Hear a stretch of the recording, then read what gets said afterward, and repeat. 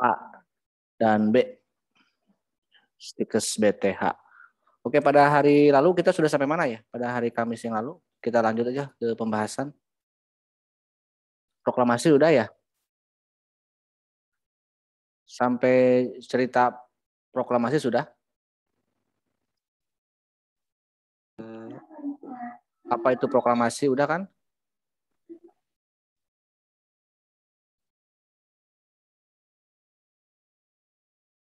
Betul? Hari Kamis kemarin sampai mana? Iya, Pak, sampai proklamasi.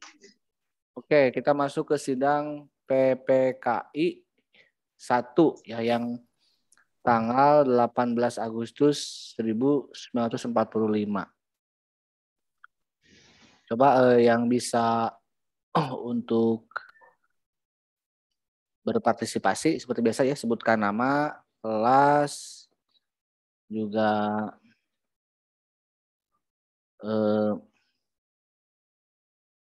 nomor absen ya. Coba apa hasil sidang PPKI 1 itu?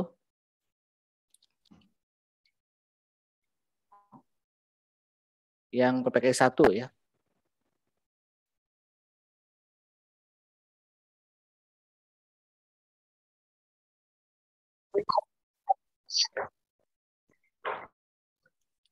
Sambil dibuka-buka Izin mencoba tugasnya. menjawab, Pak. Oke, siapa nama? Nama Arup Hairunupus dari kelas 1A, nomor absen 17. 1A nomor absen 17. Siapa namanya? Arup Arup, ya. Arup Hairunupus. Oke, Arup Jadi apa? hasil sidang dari PPKI pertama yaitu mengesahkan Undang-Undang Dasar 1945 sebagai hukum dasar negara. Oke, selain mengesahkan Undang-Undang Dasar, apa coba kaitannya dengan Pancasila?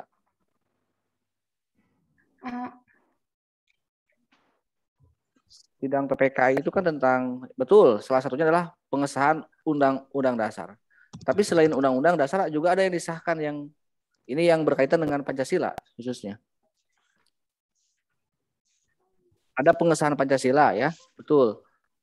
Tapi kan Pancasila itu Pancasila UUD 45 kan sudah dibahas sebenarnya di sidang BPUPK 1 dan BPUPK 2 dan Panitia 9. Nah, kira-kira di peristiwa di tanggal 18 Agustus itu ada peristiwa apa gitu? Sebelum disahkan, apakah sama nggak dengan yang dibuat BPUPK 1-2 atau Piagam Jakarta? Ada perubahan nggak? Ingin menjawab, Pak. Oke, Arup masih bisa nggak? Udah dulu. Oke, udah. Arup, terima kasih ya. Coba yang lain. Kira-kira ada perubahan nggak dari sidang itu? Siapa? Linda ya? Linda, kelas dan absen berapa? Linda, kelas dan absen berapa? Ya? Absen 12. Kelas? B. Kelas B. Oke, silakan Linda. Ada perubahan, Pak. Apa perubahannya? Dalam Piagam Jakarta, Apa yang dirubah? kata mukodimah menjadi pembukaan. Dalam suatu hukum dasar negara Indonesia berubah menjadi dalam suatu undang-undang dasar negara Republik Indonesia. Dan kata dengan berdasar ketuhanan dengan kewajiban menjalankan syariat Islam bagi pemeluk-pemeluknya berubah menjadi dengan berdasar ketuhanan yang Maha Esa. Dan kata menurut dasar kemanusiaan yang adil dan beradab berubah menjadi kemanusiaan yang adil dan beradab. Dan kata di alinea kedua, pintu gerbang negara Indonesia berubah menjadi pintu gerbang kemerdekaan negara Indonesia. Oke, terima kasih ya kepada Linda. Itu sudah sangat lengkap. Jadi gitu Arup ya, memang ada perubahan, bukan hanya mengesahkan ya, tapi ada perubahan-perubahan yang sangat mendasar. Yang sangat berkaitan dengan Pancasila adalah rumusan sila Pancasila ya, yang di Piagam Jakarta disepakati adalah karena ada syariat Islam bagi para pemeluk-pemeluknya, sementara pada PPKI setelah proklamasi itu hanya dengan menghapus 7 kata ya, dengan ketuhanan yang Maha Esa. Jadi lebih singkat. Kira-kira coba alasan dibalik perubahan itu apa? Yang menyebabkan adanya penghapusan maupun perubahan di sila pertama Pancasila. Ada yang bisa membantu atau berpartisipasi lagi? Tadi sudah ada Arup dan Linda ya. Ini yang juga yang ikut live di YouTube juga silakan ya. Kalau Anda mau chat ataupun mau berpartisipasi silakan. Izin menjawab, Pak. Raihan dari kelas 1B. Absen? Absen 51. Apa menurut Raihan, kenapa ada perubahan dari... Jadi untuk sila pertama kan ada perubahan, Pak. Nah, Tuh. Karena Indonesia tidak memeluk Islam semuanya, jadi katanya itu diganti, Pak. Ya, sebelum merdeka pun, sebelum PPKI pun memang tidak memeluk Islam semua kan. Anggota BPUPK juga ada yang non-Islam. Bahkan A.A. Maramis juga non-Islam, tapi dia menyetujui Piagam Jakarta ya. Mungkin bahasanya bukan karena itu ya, bukan karena, lebih tepatnya bukan karena tidak memeluk Islam semua, tapi ini berkaitan dengan formasi yang hadir gitu ya. Tahu nggak maksudnya? Formasi yang hadir di saat PPKI itu berbeda dengan yang BPUPK. Karena setelah coba yang masih, maaf nih ya, yang masih di mute coba, maaf nih ya. Nanti kalau udah saya suruh bicara baru Anda diaktifkan. Ini saya heran, ini yang hadir di Zoom 79, 78. Sementara yang live 5 orang. Berarti ada 20 orang lagi, kurang lebih yang tidak gabung ya. Yang live di Zoom boleh, yang live di YouTube boleh di chat ya nama, nah ya gitu ya. Absennya di Zoom gitu ya. Selain nanti ada yang absen ini biar bisa kedetek. Yang di YouTube. Jadi itu ya, jadi bukan hanya karena alasan tentang pemeluk agama, tapi kehadiran anggota BPUPK itu lebih sedikit dengan PPKI. Karena setelah merdeka, ya, yang hadir kan bukan hanya Jawa Bali, ya. Maaf, bukan hanya Jawa Madura, tapi juga ada orang-orang timur. Dari Indonesia Timur itu ya seperti Sulawesi, Ambon, Maluku, ya, kepulauan itu dan Nusa Tenggara Timur. Bahkan juga Bali gitu kan, yang memang notabene mereka beragama, ada yang beragama Hindu, ada yang beragama Kristen, Katolik maupun Protestan. Sementara yang di BPUPK betul ada juga yang beragama non-Islam, tapi keanggotaannya mereka relatif lebih sedikit ya, dan tidak mempermasalahkan tentang rumusan Piagam Jakarta. Saya kira itu adalah bentuk toleransi yang tinggi gitu ya. Ini pun yang kadang-kadang menyebabkan umat Islam sebagian ada yang kecewa, bahkan menolak Pancasila. Ya katanya itu mengalah ya. Kenapa dulu Islam kalah lewat Piagam Jakarta gitu kan? Sedangkan itu bukan kekalahan umat Islam. Ya, ternyata itu juga adalah bentuk toleransi umat Islam sebenarnya. Karena kalau seandainya di Piagam Jakarta, maaf, di PPKI itu dilakukan dengan cara demokrasi, misalnya dengan cara mengambil suara terbanyak, ya mungkin bisa menang Islam ya. Itu dengan jalan musyawarah ya. Tidak melihat misalnya 1 orang, 2 orang yang protes terhadap syariat Islam karena bukan beragama Islam, mereka mengakomodir ya, dari Ambon, misalnya dari Maluku, dari Bali gitu. Memang di sana juga ada perdebatan ya. Bahkan Soekarno sendiri tidak mau ada perubahan Piagam Jakarta. Udah capek merdeka, udah capek kita rumuskan, kok malah diperdebatkan lagi. Udahlah selesai saja misalnya itu. Tapi kan tidak begitu ya. Orang-orang timur tetap ingin ada perubahan. Bahkan sempat ada pidato panas dengan perwakilan Islam ya. Agus Salim pernah berdebat dengan orang Ambon gitu. Kata orang Ambon, kalau misalnya nggak mau berubah ya udah aja, kita dari orang timur akan keluar dari Indonesia. Agus Salim bilang, oh ya silakan karena mau keluar ya. Gitu. Akhirnya kan itu ramai. Soekarno juga bilang, oh sebentar dulu, kalau orang-orang timur tidak gabung ke kita, berarti sama halnya dengan bohong, proklamasi, batal proklamasi gitu. Akhirnya dengan jalan terus musyawarah, terus mencari solusi terbaik ya. Muhammad Hatta itu berhasil meyakinkan ya orang-orang Islam atau kelompok Islam agar mau menerima perubahan yang diinginkan oleh orang-orang Timur ya, demi keutuhan bersama ya, bukan demi kelompok dan golongan. Pas mau diketuk palu oleh Soekarno, Wahid Hasyim ya, ketua NU saat itu meminta tahan dulu sebelum kita sepakati perubahan ini, kita masih nunggu satu orang tokoh Islam yang namanya Ketua Muhammadiyah ya, Ki Bagus Hadikusumo. Ki Bagus meminta agar kita meminta agar Ki Bagus juga dikasih tahu ada perubahan dari Piagam Jakarta syariat Islam. Karena kan Ki Bagus orang yang ingin tetap syariat Islam ya dari kelompok Muhammadiyah. Akhirnya setelah Agus Salim ataupun setelah Ki Bagus datang, ditanya bahwa ada perubahan dan apa yang dijawab oleh Ki Bagus Hadikusumo, oke lah kalau begitu kami dari kelompok Islam tidak keberatan ya dengan adanya penghapusan itu.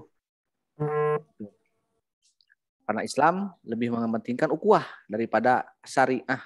Itu kurang lebih ya alasan. Akhirnya Soekarno mengetuk palu ya perubahan-perubahan itu. Tapi ada yang unik juga, ternyata orang Bali juga memprotes bukan hanya sila pertama ya. Orang Bali itu memprotes konsep alinea ketiga.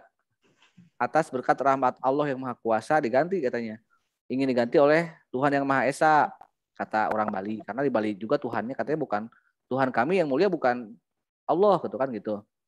Tapi kan Soekarno bilang, oh ini gimana ya, udah saya ketuk palu katanya, udah disahkan, udah sepakat hasil sidang ini. Saya lupa tadi membahas itu, saking kugirangnya mungkin karena udah selesai membahas sila pertama, jadi lupa alinea ketiga itu kata Soekarno.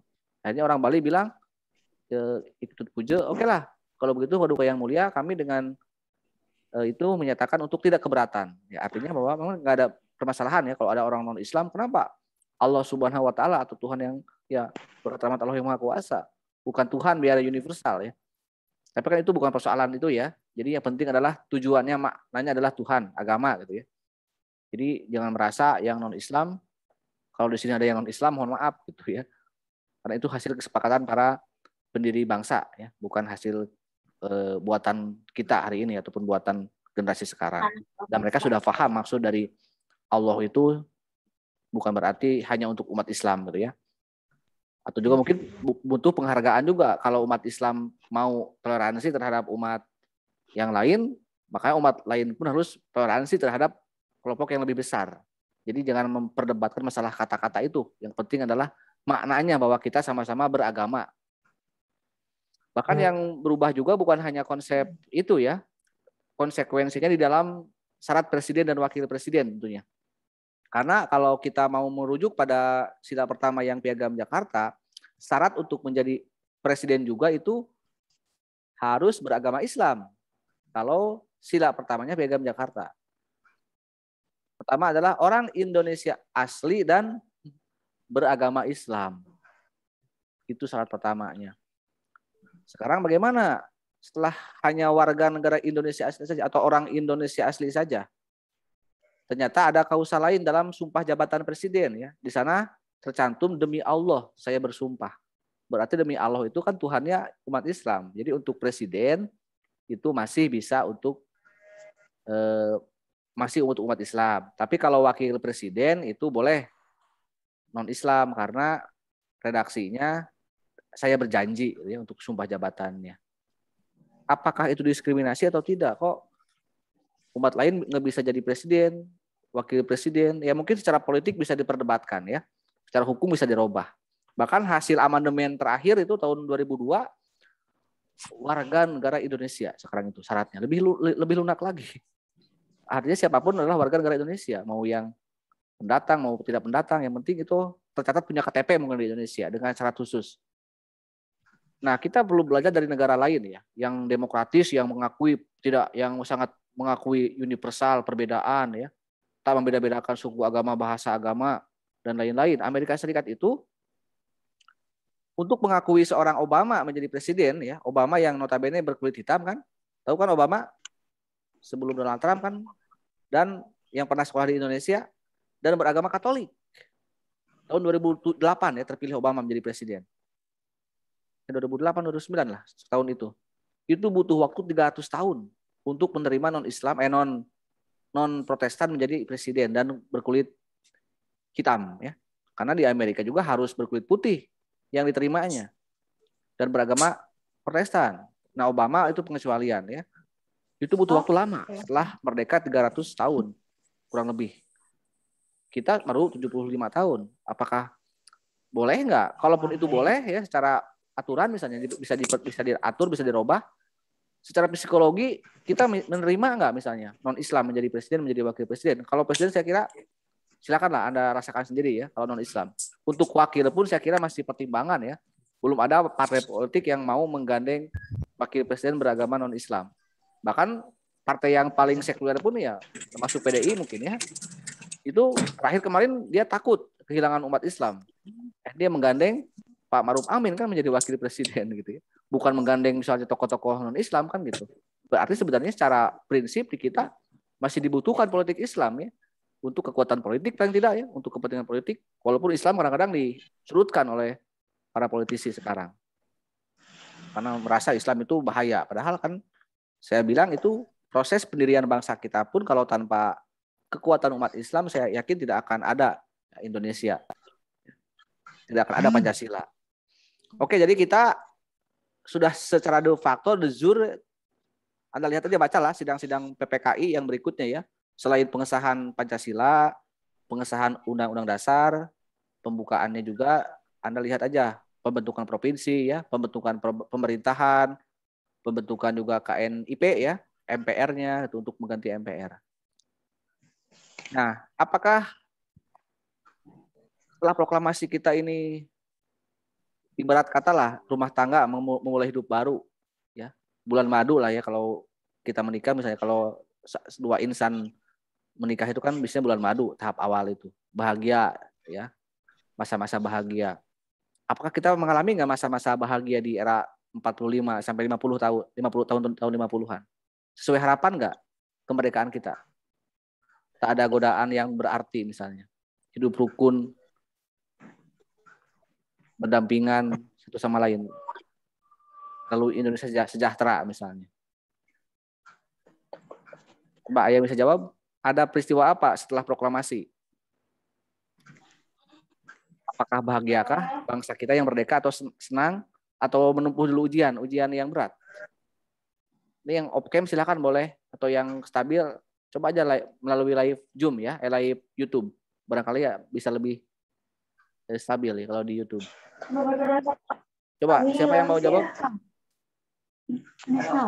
Setelah proklamasi kita mengalami masa indah nggak? Rocky, Pak. Rocky, silakan Rocky. Kelas 1B absen 38. Ini yang coba mohon yang unmute dulu ya. Si Hera gimana di jero? Rocky 38B ya. Apa Ya. Bung Rocky?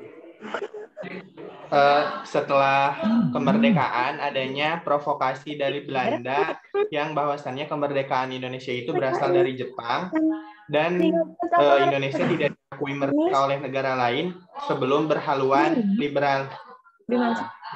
Apa coba dampak pada bernegara apa? Muncul apa? Maaf, Rocky. Anda coba mute lagi, unmute lagi.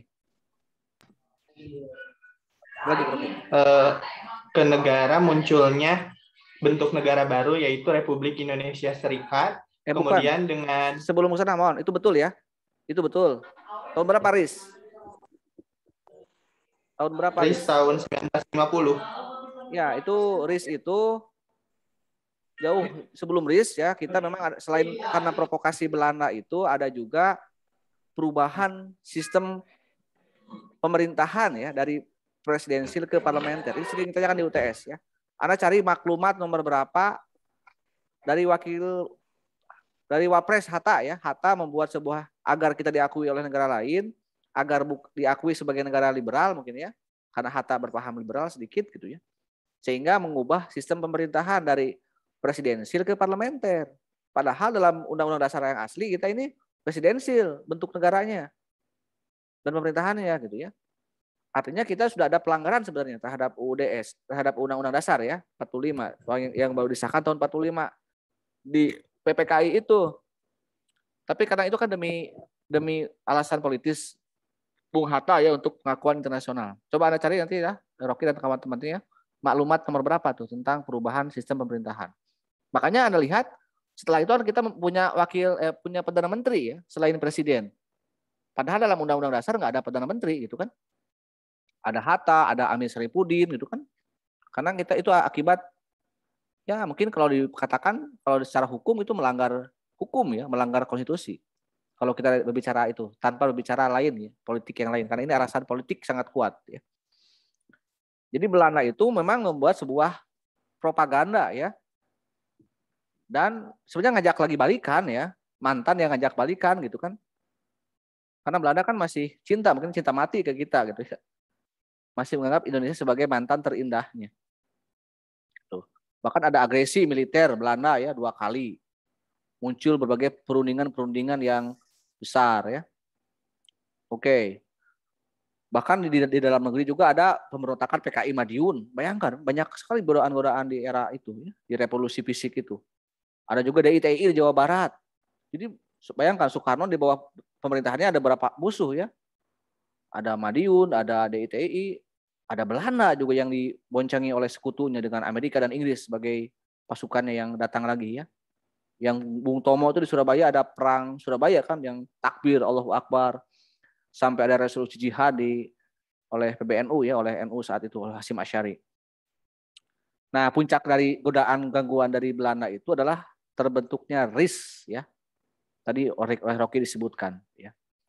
Berarti dengan adanya RIS kita bukan lagi Pancasila, bukan lagi UUD 45 yang sebagaimana sesuai dengan cita-cita proklamasi, tapi sudah mengubah bentuk negara ya. Bahkan RI itu sempit ya. Hanya apa? Jawa enggak semua karena Jawa Barat itu bukan RI ya. Negara Pasundan gitu kan. Jawa Tengah, Jawa Timur dan Madura kalau tidak salah. Karena ibu kota RI itu di Yogyakarta atau di mana ya? Sementara ibu kota RIS itu di Jakarta. Jadi masih negara buatan Belanda RIS itu. Makanya beda ya rumusan Pancasila RIS dan rumusan Pancasila yang pembukaan yang asli 45. Jadi bukan lagi negara yang sesuai harapan ya RIS. Maka RIS tidak bertahan lama kan hanya setahun kurang lebih atau 5 bulan 6 bulanan. Nah, lanjut setelah RIS kita kembali lagi ke NKRI tahun berapa? Ke kesatuan. Dan apa yang digunakan coba? Yang bisa jawab? Setelah RIS kita kembali bersatu tahun berapa dan menggunakan undang-undang apa? 1955, Pak. Nama masih Rocky. Bukan, belum 55, Ki. Coba sambil baca-baca bukunya ya, coba yang lainnya.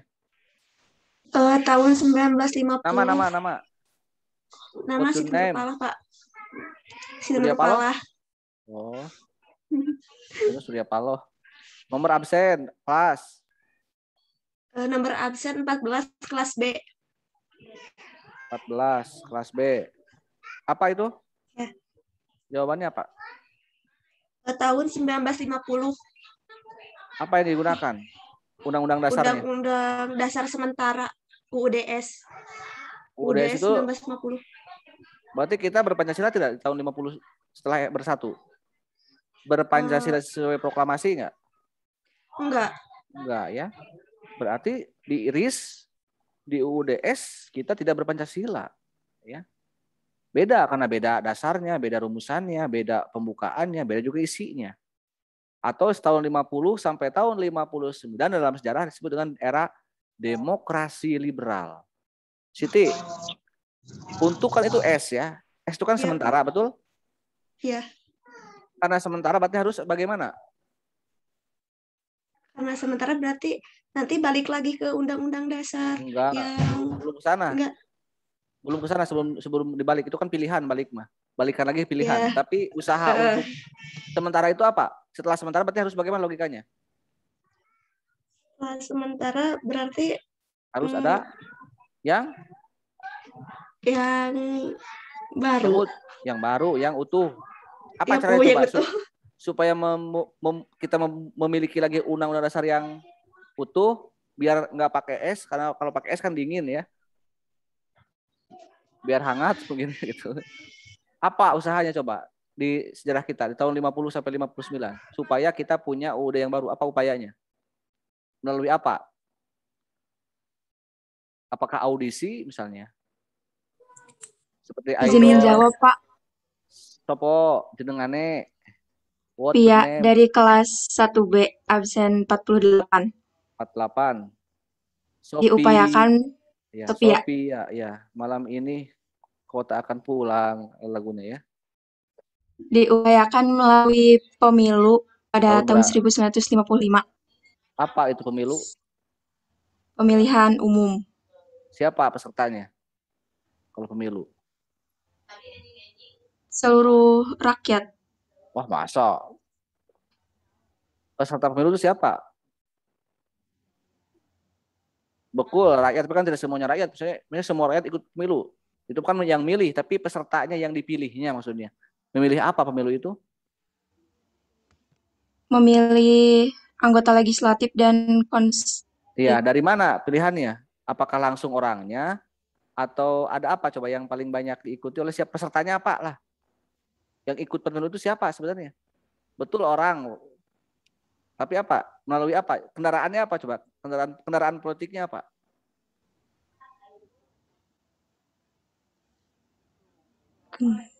Coba kendaraan politiknya apa? Supaya orang bisa ikut pemilu itu harus masuk dulu ke mana?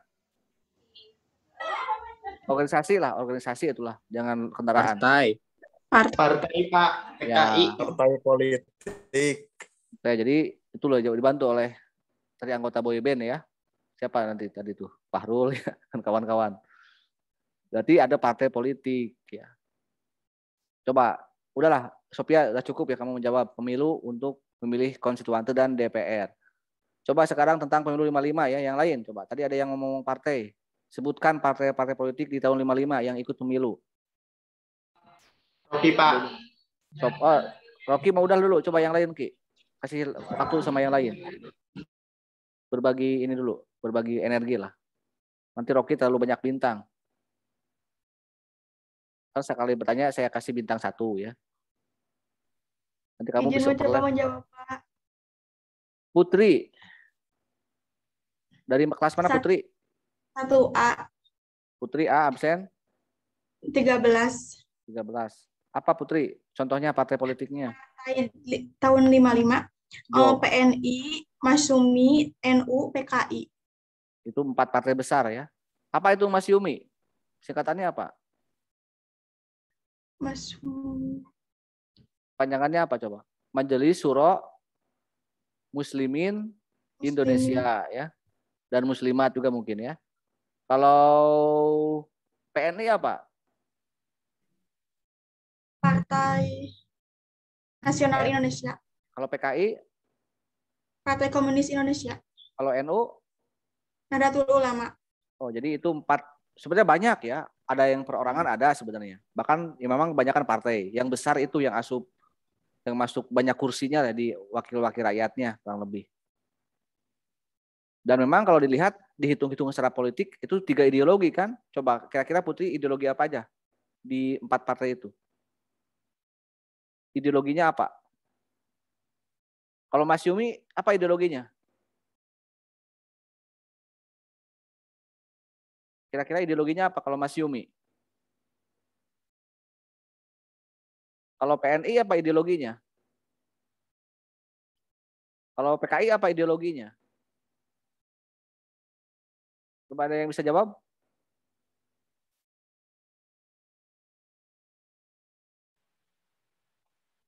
PKI berarti komunis, berarti ya. PNI nasionalis. Kalau Mas Yumi kira-kira apa? Islam. Jadi ada 3 ideologi. Oke. Kapan mulai bekerja itu konstituante? Dan berhasil nggak bekerja konstituante?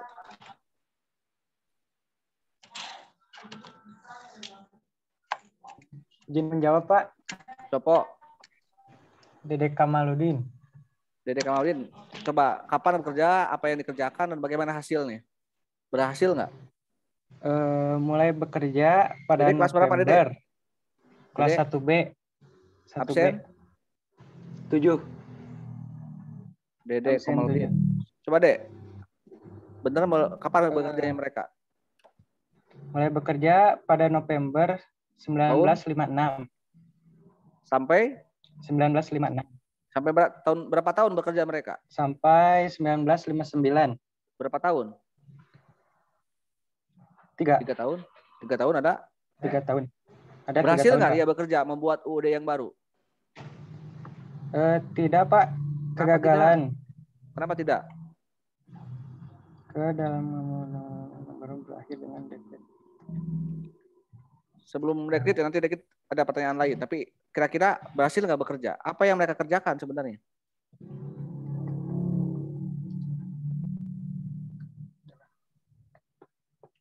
Mereka tidak berhasil membuat UUD yang baru. Emang apa aja yang mereka kerjakan selama 3 tahun? Coba kita lihat flashback ke belakang ya. 1 Juni dulu BPUPK cuma sehari, 3 hari, 4 hari lah. 22 Juni sehari. Membuat Undang-Undang Dasar tahun 45 di tanggal 10 sampai 16 Juli, berarti hanya seminggu lah ya, 6 harian. 7 hari. PPKI juga hanya sehari kan, 18 Agustus. Ada kesepakatan. Ini 3 tahun. Nanaonan wae mereka, coba. 3 tahun apa yang mereka kerjakan, yang mereka rapatkan tiap hari. Bahkan gagal membuat UUD yang baru, pengganti UUD 50. Coba ini mungkin 1 kalimat lah jawabannya. Dede terima kasih ya. Coba di luar Dede. Barangkali ada AA di sini. Coba AA-nya atau tetehnya coba. Dedenya udah. AA-nya, tetehnya. Halo, coba sambil baca. Kira-kira mereka itu bekerja tentang apa selama 3 tahun itu? Dewan Konstituante itu. MPR ya kalau sekarang.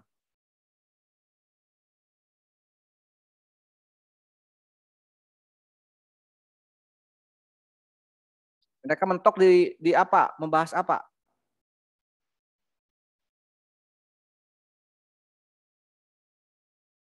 Konstituante mentok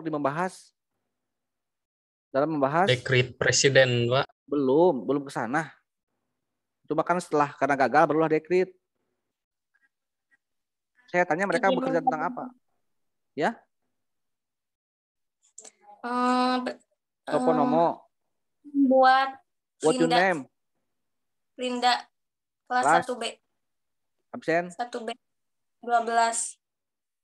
Membuat apa? Sebelak? Membuat undang-undang dasar yang baru. Gagal. Mereka tuh apa yang mereka bahas? Mentok di mana? Mereka tuh mau ngomong kenaon, membicarakan apa? Izin menjawab, Pak.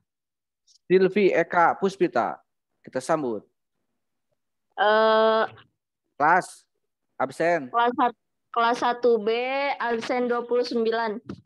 Apa jawabannya? Kelemahan konstituen ini disebabkan oleh perdebatan yang terus-menerus dan berlarut-larut di anggota Dewan Konstituen.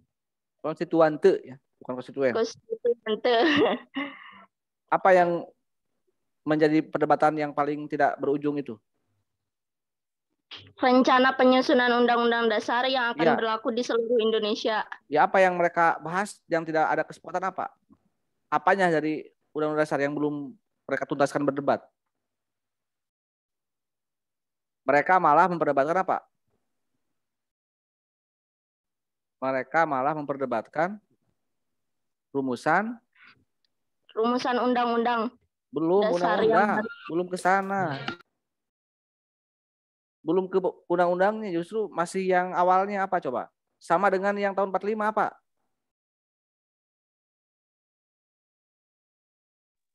Rumusan dasar negara, Pak. Sopo, kalau jawab nanya nama. Siapa yang barusan? Ratu, Pak. Ratu, coba. Kamu dengan rajanya nggak? Atau hanya sendirian? Ratu dasar dari mana? Negara, Pak. Iya, jawab dari mana kelas dulu? 1A. Kelas 1A. Absen? 23. Coba jelaskan. Jangan nolak nanya, jelaskan aja dulu. Masa malah nanya Anda mah? Mereka malah berdebat masalah apa? Mereka berdebat masalah dasar negara. Apa yang mereka perdebatkan? Mau apa dasar negaranya? Karena mementingkan urusan Ya, konsumsi apa? Kira-kira presiden. apa yang diperdebatkan dasar negaranya ingin apa? Kan harus jelas pilihannya. Yang satu inginnya sebelak, yang satu inginnya cireng misalnya. Atau apa? Ada perebutan itu. Menu dasar negara. Yang satu inginnya apa, yang satu inginnya apa, atau apa? Ini sejarah, ini sebenarnya ini pengetahuan sejarah juga harus utuh ya. Mungkin ini kalau Anda sudah belajar sejarahnya dengan baik, sudah tahu sebenarnya sejarah ini sejarah penting masalahnya ya. Coba apa kira-kira? Ini kan mata kuliah juga sudah jelas gitu.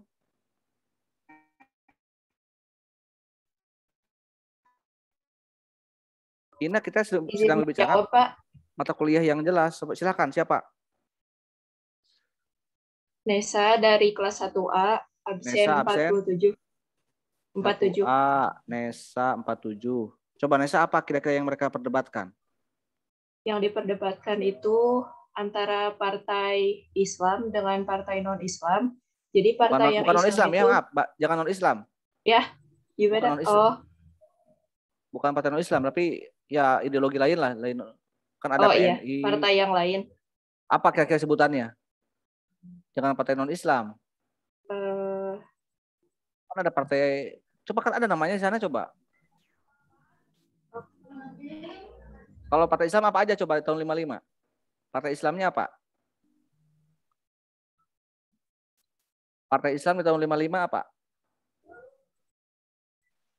Izin menjawab, Pak. Oke, Lutfi, kelas? Kelas 1A, absen 31. Silakan Lutfi. Partai Islam pada tahun 1955 yaitu Nahdlatul Ulama, Pak. Masa cuma itu? Nahdlatul Ulama, Masyumi. Kalau partai yang lain coba, yang ideologi lain selain Islam apa aja? Ideologinya ya? Tadi udah saya sebut. Partai Nasionalis, Pak. Sebutin aja coba nama. Fajar Maulana Abdullah, kelas 1B, absen 17. 17, 1B. Apa partai nasionalis itu? Contohnya apa? Yang tahun 55. Contoh partainya apa?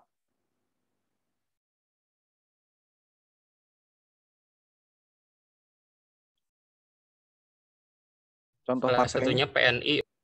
Oke, kalau yang lain coba selain Islam nasionalis ada partai lain lagi, ideologi lain lagi. Komunis. Apa partainya? PKI, Pak. Oke, kalau begitu kira-kira apa yang mereka perdebatkan? Saya kembali lagi ke mereka, ke sidang itu. Ideologi, Pak. Iya, ideologi apa aja yang mereka yang inginnya apa aja coba? Akhirnya mereka ingin apa? Sampai mereka tidak bersepakat.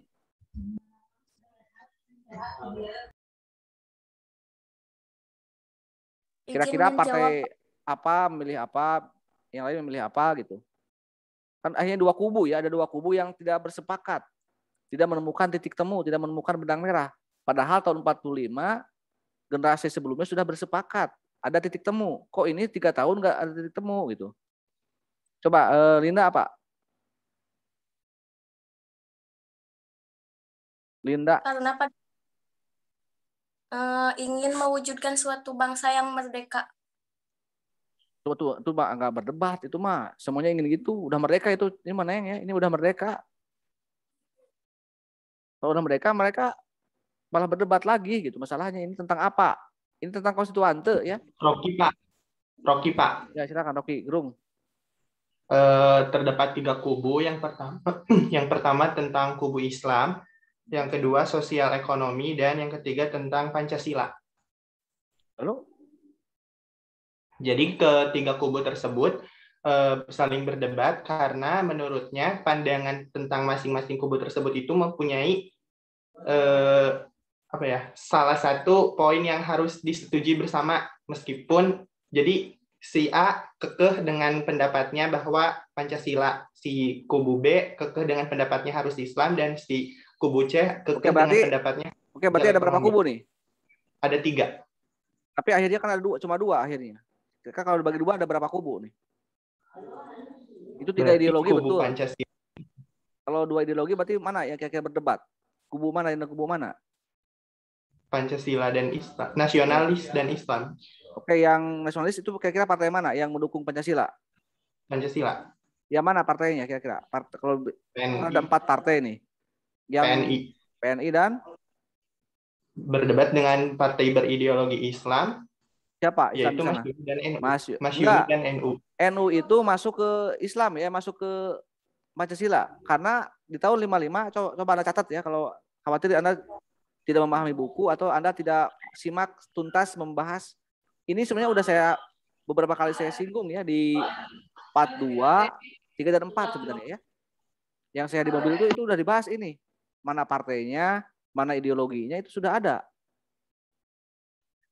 Makanya saya heran, apakah benar nggak Anda menyimak uraian saya ya gitu. Biar di sini Anda tinggal luruskan ya, tolong ya. Untuk kedepannya simak dengan utuh gitu. Biar di kelas, di Zoom nggak lama coba. Saya bertanya ini Anda hampir lebih dari 10 menit. Padahal hanya menanyakan mereka apa yang mereka perdebatkan. Udah mereka berdebat tentang Islam dan Pancasila yang udah disepakati di tahun 45 di PPKI. Selesai kan. Piagam Jakarta Islam, oke. UUD 45 di PPKI ada kesepakatan lagi. Selesai ya.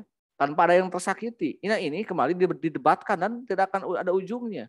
Kalau mempermasalahkan agama dan Pancasila dan akhirnya tidak ada hasil ya. Boro-boro nggak buat UUD 45, boro-boro membuat UUD yang baru.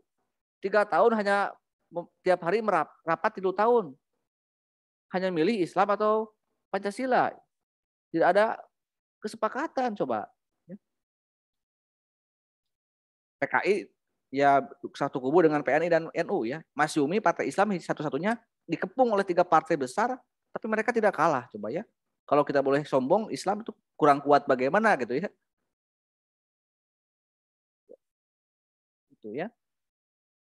Dan memang yang menarik di sana di generasi ini hebat gitu ya. Orangnya hebat-hebat, cerdas-cerdas, tidak sampai kepada pertarungan fisik ya. Adu lempar kursi atau lempar apa. Mereka perang intelektual ya. Bahkan yang menarik antara Aidit dan PKI ya dan Muhammad Natsir dari Masyumi. Mereka sangat beda ideologinya. Tapi mereka berdebat di ruang sidang aja. Istirahat mereka bisa ngopi, bisa makan bareng.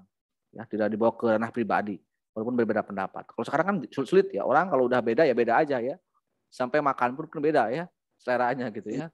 Karena beda pilihan politiknya. Mereka tidak ya. Akhirnya karena nggak ada selesai-selesai, turunlah sebuah peristiwa yang disebut dengan dekret. Coba saya bertanya siapa yang bisa menjelaskan dekret?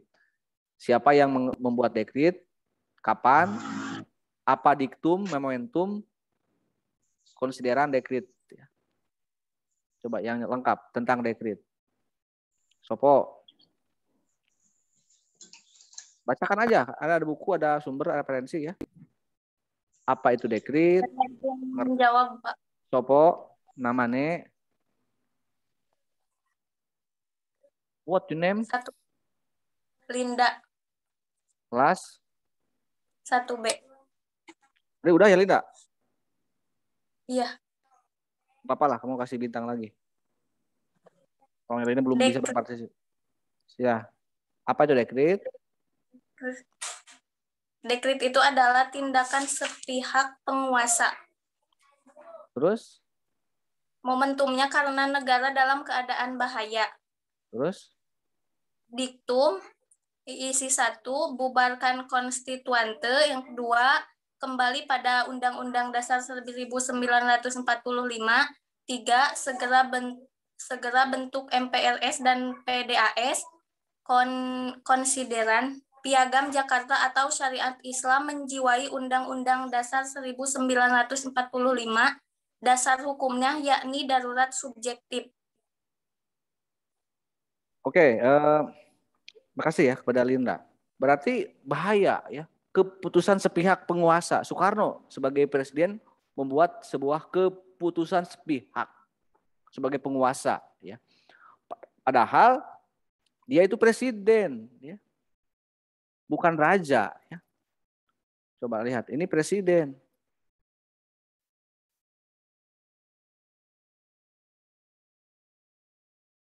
Itu lembaga tinggi ya, DPR di sini ya.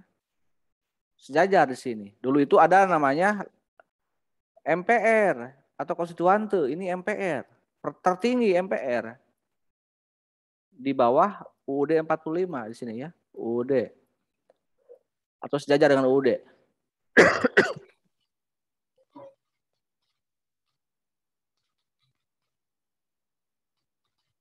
Ya, tapi ini presiden berani membubarkan ini MPR, konstituante, mengubah lagi UUD.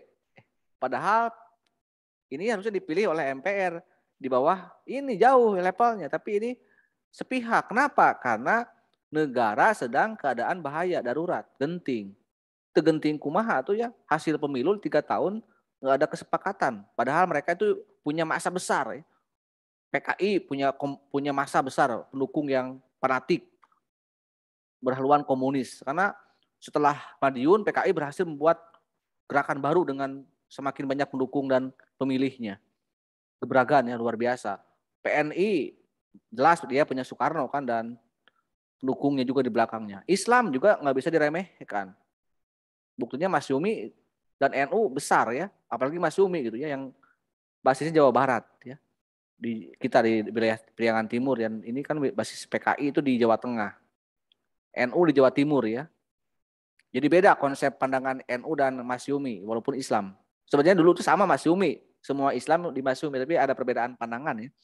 Sehingga NU kan selalu beda dengan yang ormas yang lainnya ya.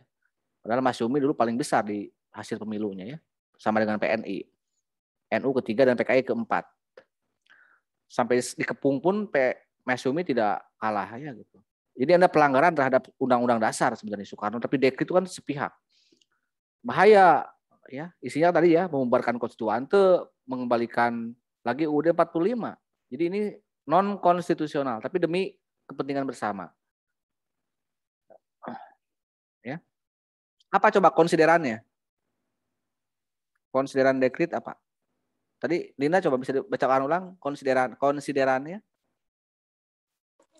Piagam Jakarta atau Syariat Islam menjiwai Undang-Undang Dasar 1945. Dasar hukumnya yakni darurat subjektif. Oke. Berarti bagaimana bisa itu? Ya, ini Soekarno kan bertanya sebelum memutuskan, "Hei, kalian itu semuanya bukan negarawan, hanya politisi, mementingkan kepentingan kelompok golongannya masing-masing. Oke lah kalau begitu kita kembali lagi ke Undang-Undang Dasar yang asli. Setuju tidak?" Nanya ke tiap fraksi kan. PNI setuju, setuju. PKI setuju. NU setuju. Kembali lagi ke 45 ya. Hei Mas Yumi, kamu yang ngotot ingin Islam, setuju tidak? Tidak, kata Mas Yumi. Kenapa kamu tidak? Karena dia ingin punya syarat ya. Oke lah kalau saya akan tapi minta syarat. Apa syaratnya kata Soekarno? Kami ingin kembali ke Undang-Undang Dasar 45 dengan catatan agar kembali lagi Piagam Jakarta atau Syariat Islam menjiwai UUD 45. Apa jawaban Soekarno? Yes. Nah, itu tertuang dalam keputusan presiden ya tentang konsideran. Artinya semenjak tahun 59, 5 Juli 59 kita sudah berpancasila secara hukum ya. Bernegara dengan dijiwai oleh syariat Islam. Itulah saya yakinkan kepada Anda semua bahwa Islam atau agama tidak bertentangan dengan Pancasila. Bahkan boleh nggak hukum Islam? Boleh, boleh sekali ya. Anda menikah tanpa hukum Islam, tanpa syariat Islam, mau nikah melalui apa? Lihat aja undang-undang kita kan, undang-undang Islam ya, untuk pernikahan, talak, rujuk dan sebagainya, cerai waris dan sebagainya. Ekonomi juga ada ekonomi Islam, jadi boleh ya, ada perda-perda Islam dan sebagainya. Bagaimana agama lainnya juga silahkan. Ya.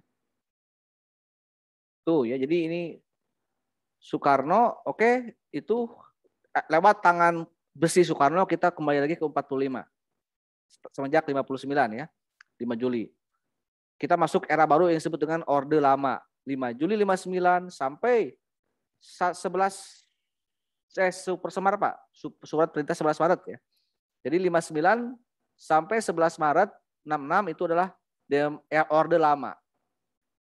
Harusnya kita kembali ke 45, ke Pancasila yang asli. Tetapi Orde Lama sejarah mencatat Soekarno boro-boro berpancasila ya. Malah bernasakom. Nasionalisme, agama dan komunis. Dan disitulah PKI bermain selancar ya dengan bebasnya. Sampai pada akhirnya ada puncak G30S PKI. Ya. Bagaimana masyumi partai besar Islam saat itu dibubarkan oleh Soekarno atas bisikan PKI dan atas tuduhan-tuduhan yang aneh-aneh ya. Mungkin kayak sekarang ya, banyak ulama dipenjarakan ya, banyak ormas Islam dibubarkan dengan tuduhan yang macam-macam. Itu sama sebelum G30. Apakah kita perlu waspada ya? Kalau saya perlu ya. Karena dengan cara apapun PKI bisa bangkit melalui berbagai macam cara ya. Yang pernah mereka alami sudah melakukannya selama 3 kali kan. 65, 48 dan 24 ya di tahun di Orde Lama, di era Belanda gitu. Bagaimana umat Islam saat itu ya terasingkan ya, tersudutkan padahal dulu Partai Islam pemenang lah dengan PNI gitu ya. Tokoh-tokohnya bagaimana dipenjarakan ya, Muhammad Natsir ya. Masuk juga Buya Hamka, banyak ulama-ulama lain yang berseberangan dengan Orde Lama dipenjarakan. Bahkan tokoh-tokoh teman-teman Soekarno pun Hatta udah lebih dulu kan. Mundur dari Duit Tunggal tahun 56 setelah PKI mulai dekat dengan Soekarno. Setelah pemilu 55. Banyaklah hal-hal yang janggal ya. Mungkin era kelemahan Soekarno sebagai manusia ya, bukan lagi sebagai pejuang yang tangguh seperti tahun 45. Soekarno di sini menunjukkan keinginannya untuk menjadi pemimpin seumur hidup kan, dan PKI selalu menjadi tempat pendukung utama Soekarno. Apapun ya, ingin nambah istri, ingin nambah kekuasaan juga atas dukungan PKI sebenarnya ya. Dan memang di sini kan banyak pelanggaran terhadap UUD ya. Soekarno membuat sebuah konfrontasi, mercusuar ya, membuat gedung Istiqlal, masjid, membuat Monas, membuat Senayan, GBK kalau sekarang. Itu kan politik besar-besaran Soekarno. Bahkan ada berbagai olimpiade versi timur ya.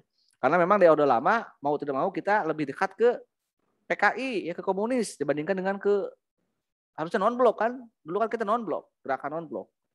Tidak barat, tidak timur, tidak liberal, tidak komunis, tapi Pancasila itu netral. Ada KAA kan, ada GNB. Tapi Orde Lama karena ada PKI di belakang Soekarno, kita berhaluan ke kiri ya, ke komunis pro-nya. Dan ujungnya adalah G30 SPKI dan Super Semar itu akibat banyak yang tidak suka pada Soekarno ya, akibat kegagalannya dalam memuaskan masyarakat dalam tragedi 30 September sampai ada demo besar-besaran ya, angkatan 66 Tritura. Tapi Soekarno akhirnya ya mereka tetap tidak ingin mengakui kesalahan PKI dan sebagainya. Dan akhirnya perlahan Soeharto mendapatkan serah terima dari Soekarno ya, walaupun tidak langsung, dari Super Semar sampai ke LPJ-nya ditolak Soekarno oleh MPRS dan beralihlah ke Soeharto selama 32 tahun. Orde Baru ya. Nah, Orde Baru ini khusus mereka ingin memurnikan Pancasila karena kata Soeharto, Bung Karno tidak berpancasila. Malah membuat PKI bangkit dan nyaris untuk membuat sebuah kudeta gagal ya di tahun 65. Orde Baru dengan upaya Pancasila itu sangat berhasil sebenarnya, anti komunis ya. Membuat sebuah lembaga BP7, P4 dan sebagainya. Tapi kan jatuh karena ulah sendiri ya atau krisis moneter tahun 98.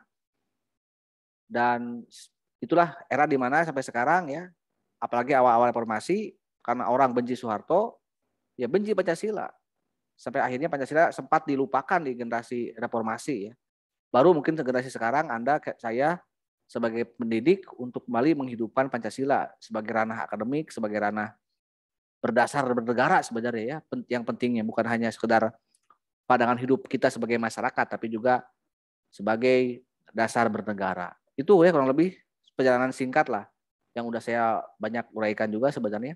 Silakan sekarang saya giliran Anda yang pertanyaannya masih belum terjawab oleh saya, apakah seputar PKI, apakah seputar bab 2 yang udah saya uraikan dengan berbagai konten. Silakan, ada yang mau ditanyakan? Siapa yang pertanyaannya? Saya catat. Apa pertanyaannya yang udah ada udah ada ajukan lah. Coba yang ingin dibahas pertanyaan siapa? Halo? Ini yang di YouTube ya, mohon untuk absen yang nggak ikut YouTube. Ada 2 orang yang absen di sini. Silakan, saya kasih waktu dulu kepada yang ingin dibahas di bab 2.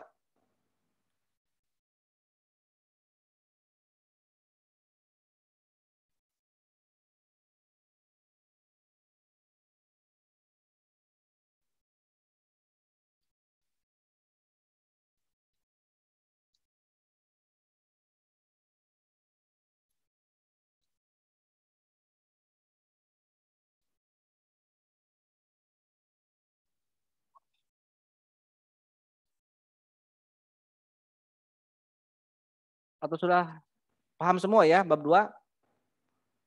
Berarti bab 2 udah anggap Anda paham dan sudah siap menjawab semua soal-soal ya. Oke, jadi itu silakanlah untuk tugas-tugas ya, untuk Anda lengkapi saja, nggak perlu banyak tanya.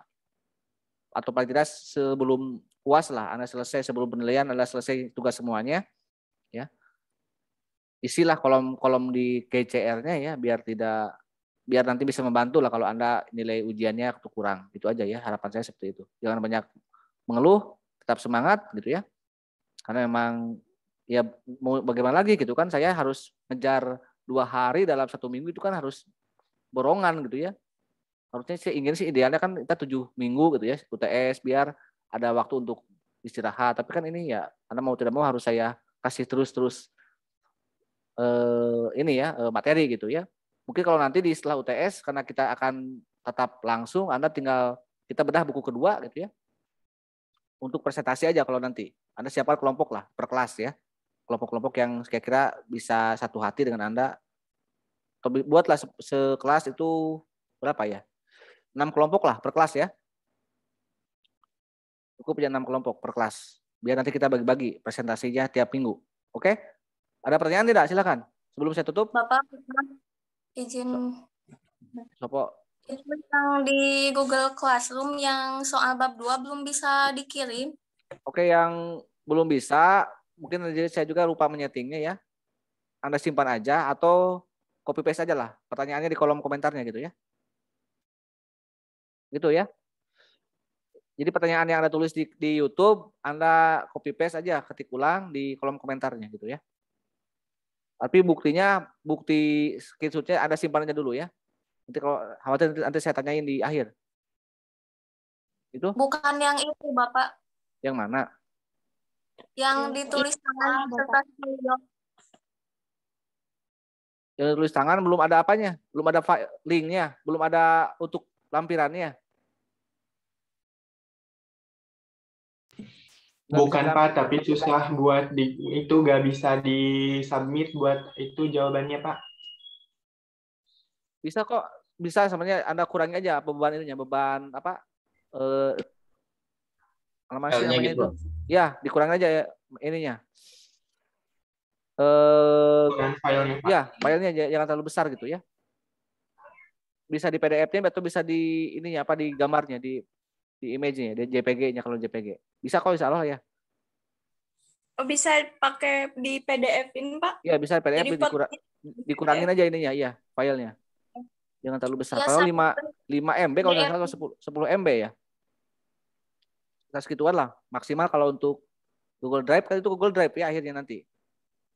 Kalau file jangan terlalu besar memang. Pak, oke, silakan. Siapa? Udah di juga Hilda.